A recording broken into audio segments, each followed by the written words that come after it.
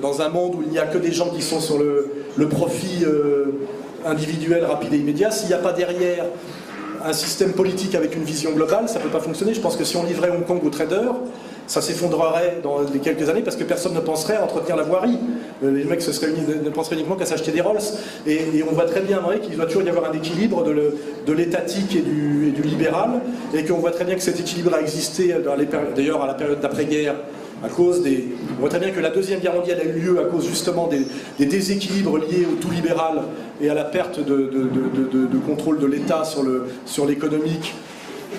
C'est la crise de 29 et toutes les violences que ça a amené aux États-Unis, en Allemagne, en France aussi, qui a amené la Deuxième Guerre mondiale, qu'après la Deuxième Guerre mondiale on s'est calmé et qu'on a fait en France ce qu'on appelle le CNR, le plan, c'est-à-dire l'économie mixte, ce qu'on appelle le colbertisme à la française, c'est-à-dire ce qui est petit est de l'ordre de la libre entreprise, mais ce qui est gros est de l'ordre du contrôle étatique, parce qu'il n'y a que le politique et l'étatique qui peuvent avoir une vision à long terme, notamment sur les choses qui ne peuvent pas se réduire au marché, qui est l'éducation des enfants, la politique de la médecine et des hôpitaux.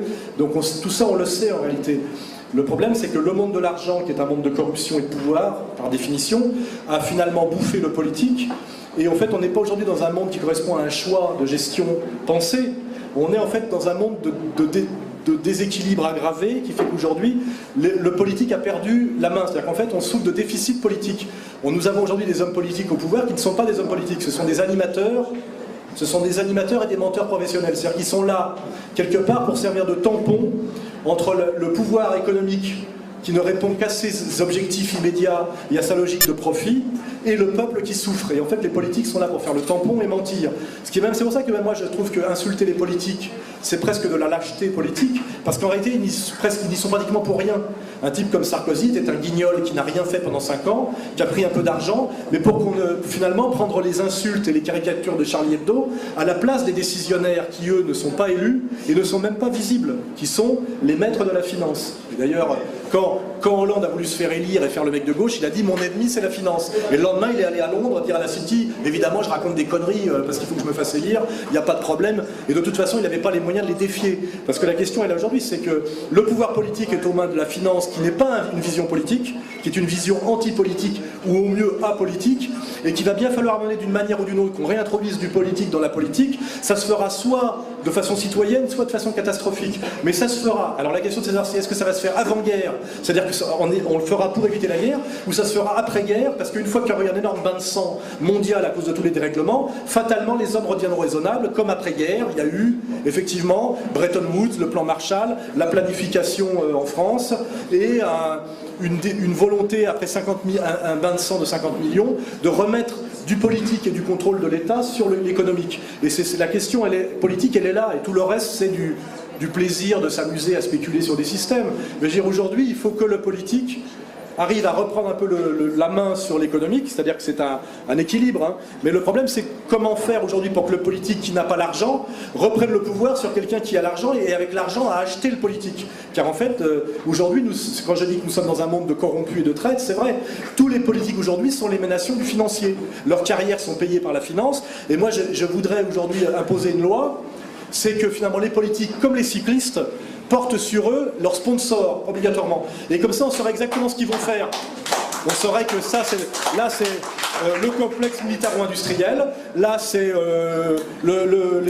l'atomique, là, c'est l'agriculture, et en fonction des sponsors, on sait ce qu'un politique fera ou ne fera pas. Or si je pouvais intervenir politiquement demain, je ferais voter cette loi. Vous venez, sur votre maillot, il y a tous vos sponsors. On le fait bien pour les footballeurs, on doit le faire pour les politiques. Et là, vous avez le programme du mec, puisqu'il faut qu'il rembourse ses sponsors. Et on saura pour ce qu'il va faire dans les années à venir. Et vous verrez que Hollande ou Sarkozy, c'est ça. Ils ont les mêmes. Voilà, oui, bien sûr, bonne remarque, à la fin, ils ont les mêmes. Donc on voit bien qu'il n'y a aucune variable de politique. On voit bien d'ailleurs que c'est une catastrophe, et à quel point on voit que Hollande ne fait rien d'autre que Sarko ne peut rien faire d'autre, et pour faire croire qu'il fait autre chose, qu'est-ce qu'il fait? Comme il ne veut pas toucher au social et à l'économique, il fait du sociétal. Donc il fait le mariage gay et l'adoption au mal à réponse. Parce qu'il faut bien qu'il fasse autre chose que Sarkozy, qui lui faisait semblant de régler la question de l'immigration, finalement en injuriant les immigrés, mais en ne faisant jamais rien pour régler le problème, en fait, effectivement, des Roms, etc. Donc la réponse, elle est là. Qu'est-ce qu'il faut faire politiquement? Il faut arriver à arriver à faire en sorte que le politique puisse se réintroduire dans la politique.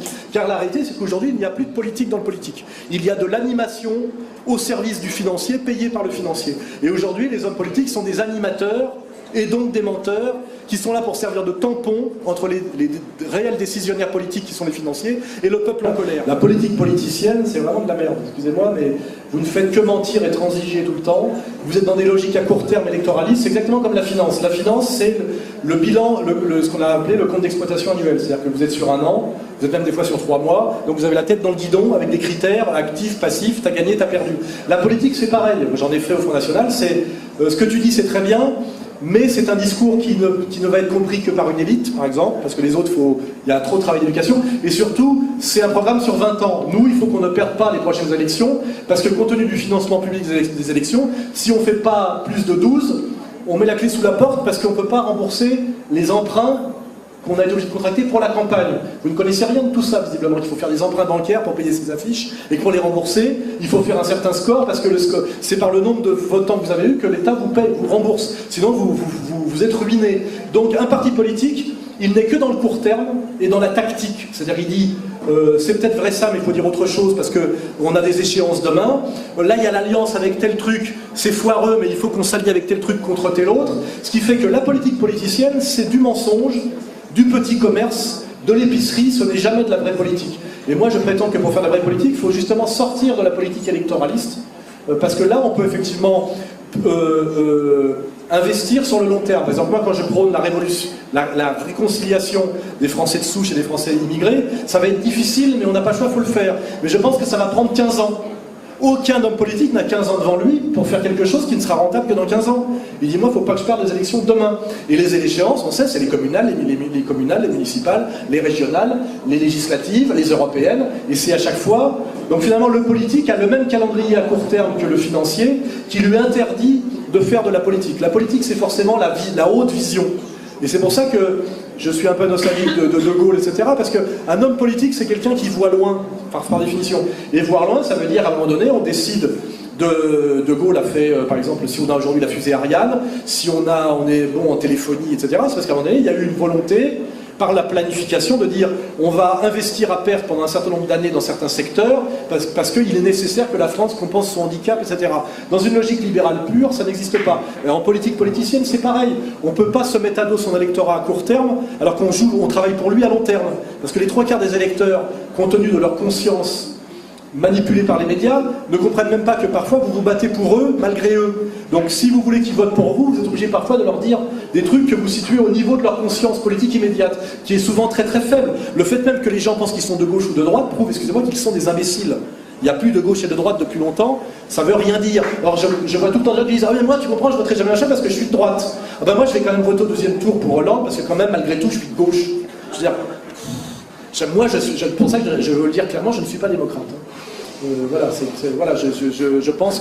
Je pense que la vérité du politique ne passe pas par les urnes. Je pense que ce qu'on appelle la démocratie, qui s'appelle dans mon livre la démocratie de marché et d'opinion, c'est quand on réfléchit bien à comment ça a été mis en place et pourquoi, le pouvoir du plus riche. La démocratie, quand vous regardez au bout ce que c'est le pouvoir du plus riche, strictement, par des mensonges qui sont ce qu'on appelle la démocratie représentative, qui est le contraire de la démocratie, puisque c'est quelqu'un que vous élisez pour vous représenter, et que dès qu'il est élu, fait le contraire de ce qui serait bon pour vous, et ce que vous lui avez demandé. C'est exactement ce qui s'est passé, puisque les Français sont contre l'Union Européenne au niveau, par exemple, du référendum, et alors qu'ils sont contre à 56%, les députés ont voté la ratification du traité de Lisbonne, à 92 ou 13%. Ce qui veut dire que ce sont des traîtres à leurs électeurs.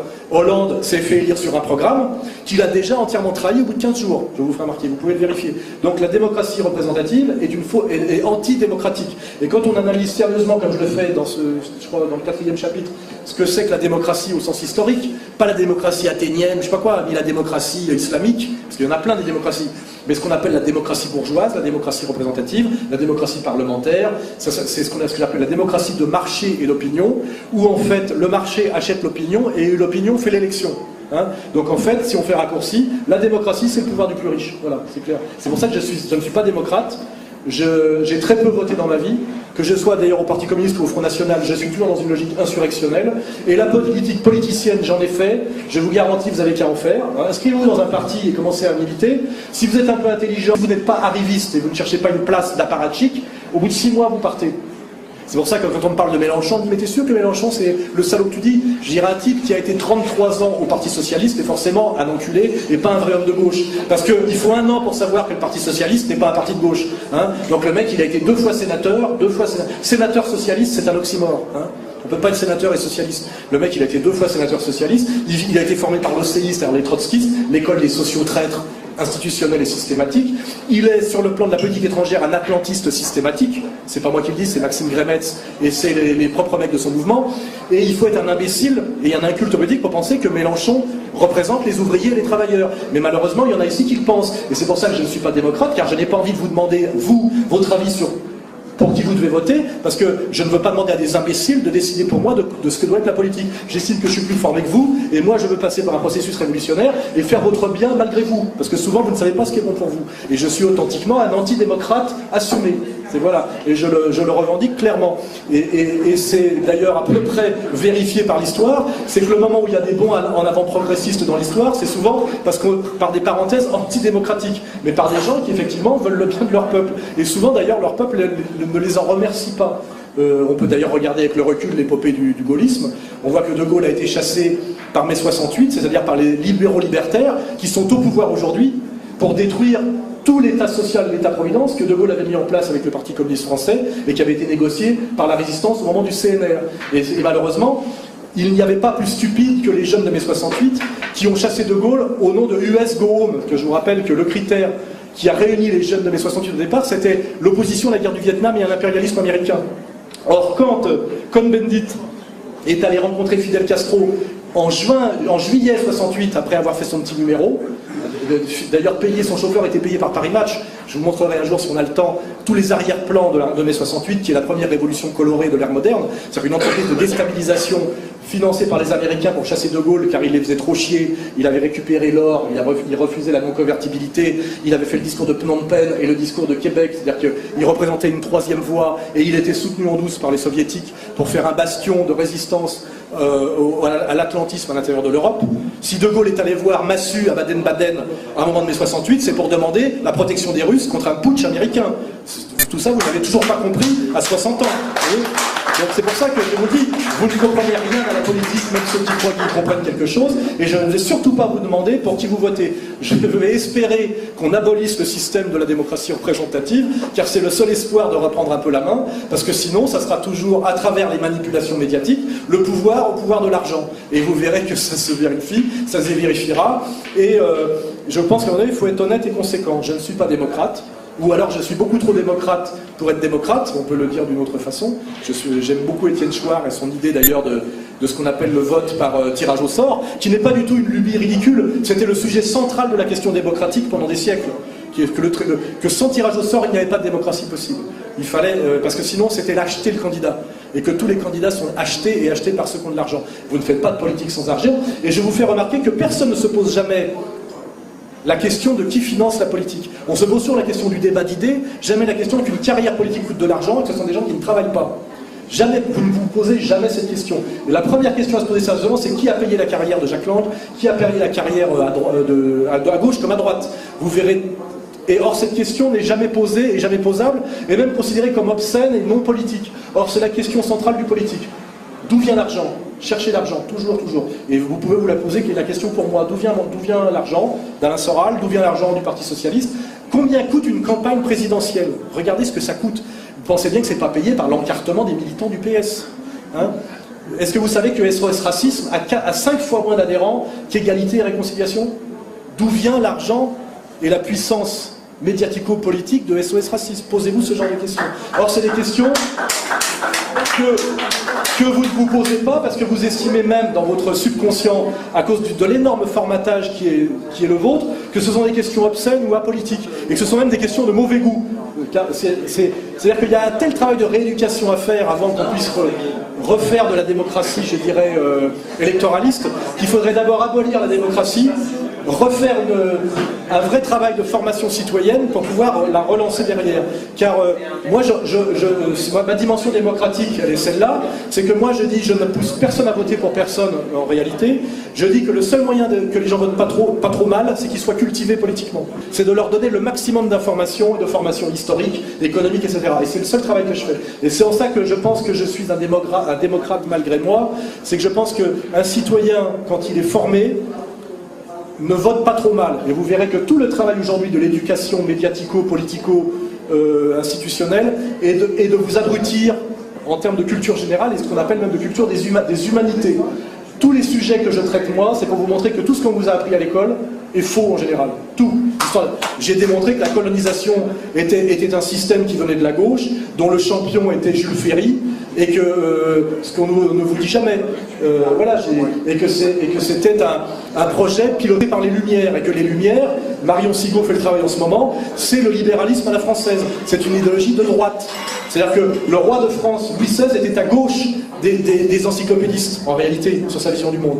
C'est les encyclopédistes français et tous les héros de la Révolution qu'on nous montre comme des héros de gauche, et qui font toutes les avenues et les boulevards de France, hein, Condorcet, Diderot, et puis après les révolutionnaires, Lafayette, Necker, ce sont que des types de droite, ce sont des libéraux, ce sont les précurseurs de Margaret Thatcher, vous voyez. Tout ça, vous ne le savez pas, enfin, sauf ceux qui ont fait l'effort. C'est-à-dire que toute la culture de la Troisième République, par Michelet, etc., est une culture inversée. Aujourd'hui, on fait des conférences avec Chouard, Marion Sigaud, etc., pour montrer ce que c'était que la vision économique de Voltaire. Voltaire, aujourd'hui, serait un fasciste, vous voyez. Il faut regarder ce qu'écrit Voltaire, la vision économique et sociale de Voltaire. C'est un ultra-libéral, vous voyez, il faut le savoir. Le mec de gauche, c'est Rousseau. Et les gens sont tellement cons, parce que Victor Hugo était d'abord un manipulateur, un mondain et un politique très très louche. Il a commencé monarchiste, il a tout fait pour finir, il a commencé à droite, il a fini à gauche, et il vous dit, il vous amalgame Rousseau et Voltaire. Il n'y a pas plus opposé en politique que Rousseau et Voltaire. Rousseau, c'est la gauche populaire, ça amène à Chavez, et Voltaire, ça amène à Thatcher. Or en France, on vous dit, Rousseau et Voltaire, c'est l'humanisme français, c'est les Lumières, etc. Toute votre culture est une culture qui vous amène à ne rien comprendre aux catégories politiques réelles. Donc, moi, le travail que je fais, modestement, c'est de ramener cette culture-là. Je ne l'invente pas, hein. Je vais au texte et je fais lire les vrais textes de Voltaire, les vrais textes de Condorcet, le vrai travail de Diderot, la vraie vie politique d'un Danton. Danton était un traître intégral à la Révolution. C'était un petit Sarkozy, vous voyez. Il a piqué du pognon. Il a fait que voler de l'argent. Il était probablement un agent anglais. Et le seul mec correct de la Révolution française, c'est Robespierre et Saint-Just. C'est les deux biens. Or, on vous dit que ce sont des salopards et des sanguinaires. Et on remarque que Robespierre n'a pas une rue à Paris. Alors que c'est le seul mec, même si on est anti-révolutionnaire, qui a fait la révolution pour les promesses révolutionnaires, pour le peuple. Il a une ruelle à Montreuil. Vous voyez. Et toutes les avenues, vous voyez, une station de métro et une rue à Montreuil. Et toutes comment dirais-je, la République française, en fait, honore des traîtres à la Révolution. La Révolution telle qu'on nous l'a vendue, les droits de l'homme, le peuple, etc. C'est la Révolution. Il y a un tel travail de rééducation à faire que tant qu'il n'est pas fait, je suis pour qu'on abolisse le suffrage universel. C'est pas pour rien qu'il n'y a que des traîtres et des collabos dans le système, parce que de toute façon, si vous ne trahissez pas et vous ne collaborez pas, vous êtes sorti du système. Et le système médiatique est tel que quand vous êtes sorti du système, les gens ont oublié que vous aviez existé. Vous avez dit, tiens, on ne le voit plus, lui. Tiens, il y a des tas de journalistes qui ont été sortis du système parce qu'ils ont rendu compte honnêtement de la guerre. Ça a commencé par la vraie violence en France radicale politique. Moi, je l'ai vécu. C'était la guerre de Yougoslavie. Où là, tout le monde s'est mis à mentir de manière incroyablement obscène et violente par la diabolisation des Serbes, par l'idéalisation des Bosniaques etc. C'est-à-dire c'était scandaleusement malhonnête de la part des Français de prétendre que les Serbes étaient nazis alors que c'était des anti-nazis historiques, qu'un enculé comme Bernard-Henri Lévy a serré la main à Izetbegovic, qui était un pro-nazi historique, qu'on fasse de soi-disant des Croates, des résistants au nazisme alors qu'ils descendaient en droite ligne d'Ante Pavelic. Et c'est les mecs qui ont fait ça, c'est Kouchner avec Médecins du Monde qui placardaient à Paris des affiches avec des miradors, etc. où on vous expliquait que les Serbes, qui étaient les alliés de la France historique et qui étaient ceux qui, les armes à la main, ont résisté aux nazis, les seuls qui les ont d'ailleurs combattus militairement et vaincus militairement. On en faisait des nazis parce qu'ils essayaient de sauver la Yougoslavie de Tito, et on faisait des héros de la gauche, et c'est Kouchner qui portait ce combat. On faisait de héros de la résistance et du progressisme des anciens nazis, des mecs qui étaient issus de la SS bosniaque et des mecs qui étaient issus de la mafia albanaise. Voilà. Et ça, ce travail dégueulasse a été fait dans les années 90. C'est le moment d'ailleurs où j'ai été chassé du Parti communiste, parce qu'on s'opposait à cette saloperie. Et qui a fait ce sale boulot? Toujours les mêmes. Kouchner, Bernard-Henri Lévy, Glucksmann, etc., etc., etc. Et ça, effectivement, toute cette merde s'est mise en place au niveau de la stratégie dans les années 80-90. Et là, aujourd'hui, en 2012, tout s'est accompli, c'est-à-dire que ça a été fait. Et maintenant, on sait que ces prévisions étaient justes parce que, voilà, on y est. D'ailleurs, les gens, il y a quelques années, quand j'avais, par exemple, j'avais fait ce livre qui s'appelait Vers la féminisation, où je disais comment on manipulait le féminisme au service du marché. Parce que c'était ça le sujet du livre. C'était pas un livre antiféministe, c'est-à-dire que des fausses féministes qui financées par le monde de payées par le monde de la finance se servent finalement des femmes comme d'idiotes utiles pour accélérer le processus de mise au pas néolibéral. C'est ça la thèse du livre. Voilà. Quand j'ai sorti ce bouquin, je l'ai sorti en 94. Hein, il y a des tas de gens qui ne comprenaient pas de quoi je parlais. Aujourd'hui, on a bien vu avec la parité, on voit avec les Femen qu'on se sert en fait, soi-disant de la cause des femmes pour faire passer des trucs en force, et on voit que ce ne sont pas des féministes, ce sont des prostituées ukrainiennes. Et donc, ce qui est intéressant aujourd'hui, c'est que tout ce que les prévisionnistes ont prévu, on y est. Alors maintenant, on y est. Moi, je suis fier d'avoir eu raison, mais en même temps, je suis inquiet d'avoir eu raison parce que je prévoyais que des trucs catastrophiques. Et là, dans Comprendre l'Empire, le sous-titre, si vous le regardez, c'est Demain la gouvernance globale ou la révolte des nations. Voilà. Et j'explique bien dans ce livre, et je le dis jamais plus, que nous sommes à la veille de la Troisième Guerre mondiale.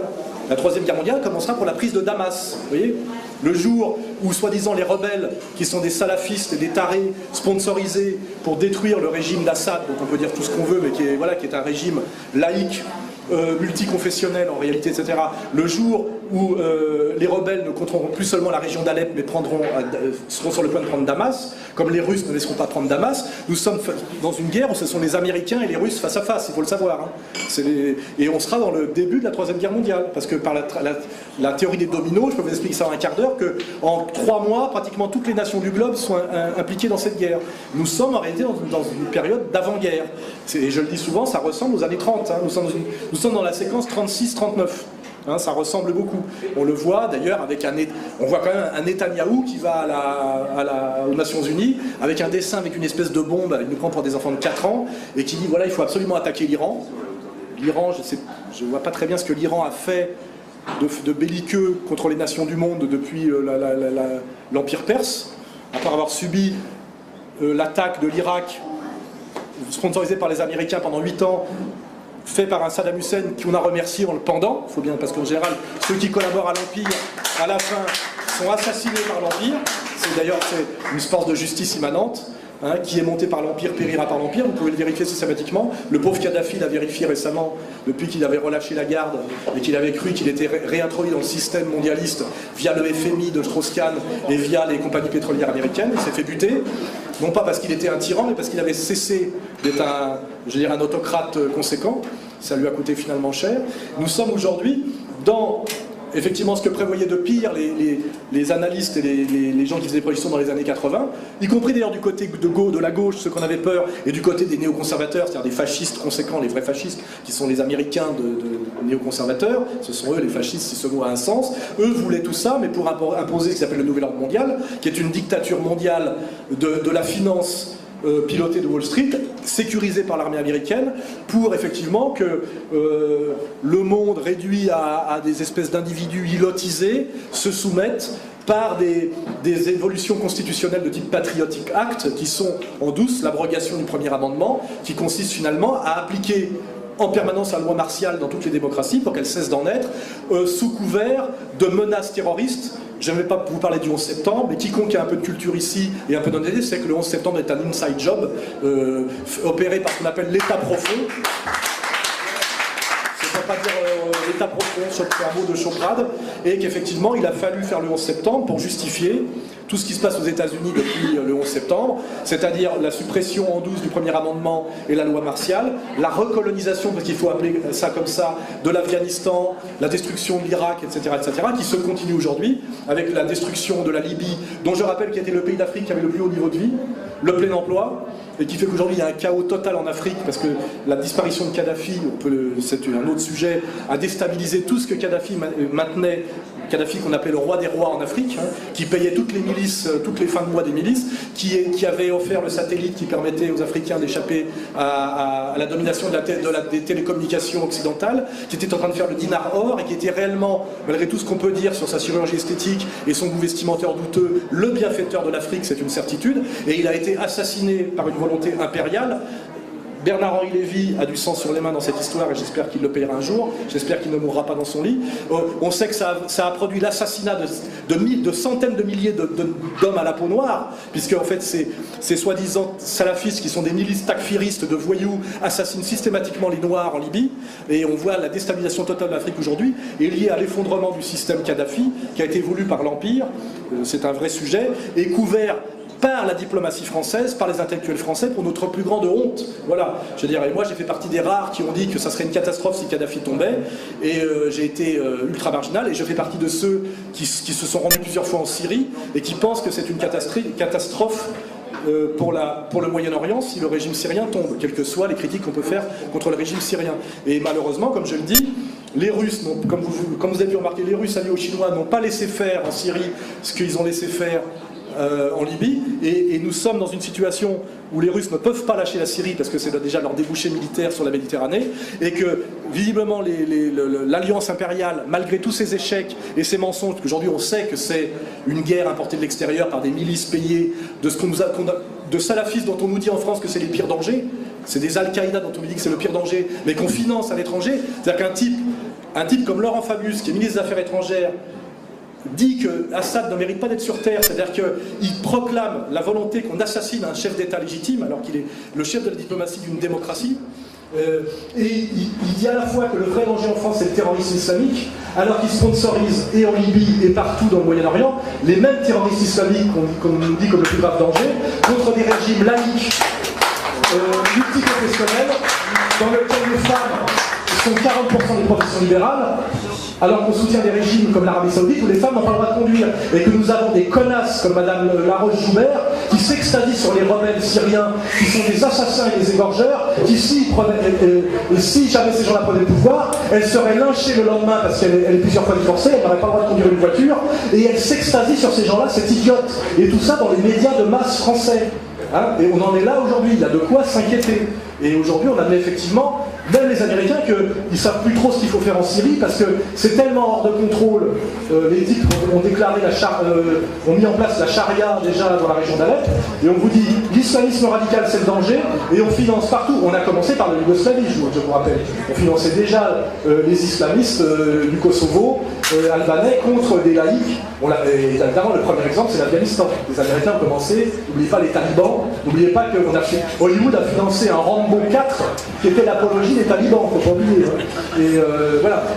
Et voilà, nous sommes dans ce monde d'avant-guerre où nos élites nous y amènent à marche forcée, malgré effectivement les commentaires que font les gens comme moi. Et pour faire ce genre de commentaires, je suis agressé physiquement, envoyé au tribunal et considéré comme un dingue, et surtout un espèce de fasciste. Alors qu'en fait, excusez-moi s'il vous semble que je suis un antifasciste conséquent.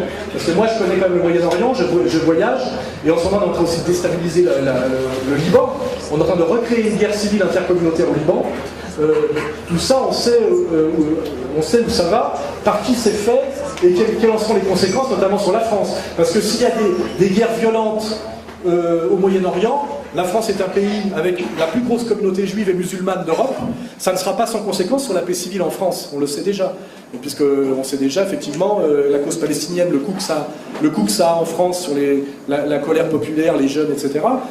Toutes ces situations explosives sont voulues par ce que j'appelle l'empire oligarchique, et accompagnées, et même les Français sont en pointe, car la diplomatie française est en pointe depuis la Libye. On est devant les Américains, on n'est pas derrière, on est devant. C'est-à-dire qu'on est les plus bellicistes de tous. Comment en est-on arrivé de la diplomatie de Gaulle, hein, qui fait qu'on était respecté partout au Moyen-Orient et en Afrique, à la diplomatie que Kouchner-Fabius, qui est la même, hein, d'ailleurs on voit bien qu'il n'y a pas de rupture entre le Quai d'Orsay de Sarkozy et le Quai d'Orsay de Hollande, et que c'est des gens qui non seulement sont au service de l'impérialisme américano-sioniste, mais sont même en pointe, demandent plus que ce que demandent les Américains systématiquement. Et ça c'est catastrophique, et ça veut dire aussi qu'il va bien falloir que la France reprenne un peu la main politiquement pour avoir une politique étrangère qui correspond à ses intérêts, au moins, à minima. Car je vous garantis que tout ce qui se fait en ce moment financé par la France au nom de la France, n'est pas dans nos intérêts, même au niveau des marchés, parce qu'en Libye, nous ne récupérons même pas les marchés pétroliers. Nous avons financé la première guerre du Golfe, pas la deuxième d'ailleurs, mais la première. On a perdu tous nos marchés dans le monde arabe. C'est même pas pour faire du business. On paye et on perd nos marchés derrière. Et qui c'est qui prend les marchés? Les Américains systématiquement. Donc aujourd'hui, tous nos choix politiques à poser par les hommes politiques sont dans l'intérêt des Américains et jamais de la France et du peuple de France.